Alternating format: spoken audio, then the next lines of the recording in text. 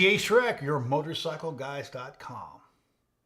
You know, if you've got a motorcycle on Craigslist, right, and you're selling it, you're a seller, man, get some good pictures, okay? Especially if you want retail money for that motorcycle, okay? So first thing off, take it to the car wash and clean it and make it look nice. You know, it might have some dust on it.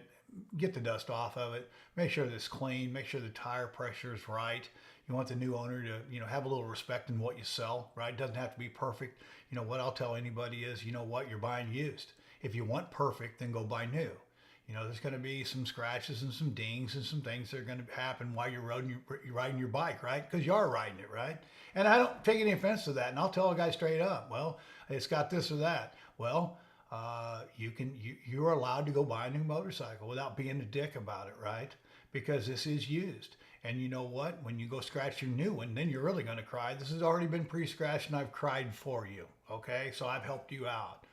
Now make sure the motorcycle is clean, presentable. Make sure that you got a good description. Make sure you got multiple shots. If you're serious about selling it, if you're not, if you're going to become a seller, then become a seller, right? Take the responsibility to make sure, because you want premium dollar for it, right? And you want the guy that comes out and looks at it, because you're going to have 10 that aren't. You want him to buy it, right?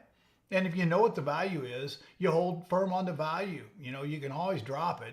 But you know, the reality of it is a bike's value is a bike's value. And where do you get that value? I've told you 1,000 times. I use the NADA. And that's, again, I use it because that's what most everyone uses when they're going to judge the value of your motorcycle, right? And so make sure it's presentable, you know, and I've had guys that wanted to go look at, didn't want me at their house, and I kind of get that too. I don't, you know, I've met guys in the In-N-Out Burger parking lot, but you know, again, I don't bring cash, and I don't suggest that either, really, because the reality of it is, but you know, I understand, you know, there's two sides of this, right? There's the buyer and the seller, and you got to protect yourself and your family also. You know, I don't like people running around in my garage, but you know, that's part of what you have to do if you're playing this game. And just because it's on one side or another doesn't mean that your clientele is going to be worse. There are people that take advantage of everyone everywhere. It's not just, you know, I actually like Craigslist. So I'm going to be, and again, I'm not, you know, I'm not an advocate for anyone other than the fact that I do appreciate the fact that I can throw something up there for free. You know, I think it's awesome. But you got to protect yourself and you got to be smart. But if you're going to be a seller and if you're going to decide that you want to sell it yourself, then you need to make sure, first off, right, that the bike is clean, right? Second off, if you have title, make sure it's in your or whoever in the house that it is, right? And make sure it's an Arizona title. So that's going to make it easy for you and your hopeful customer, right?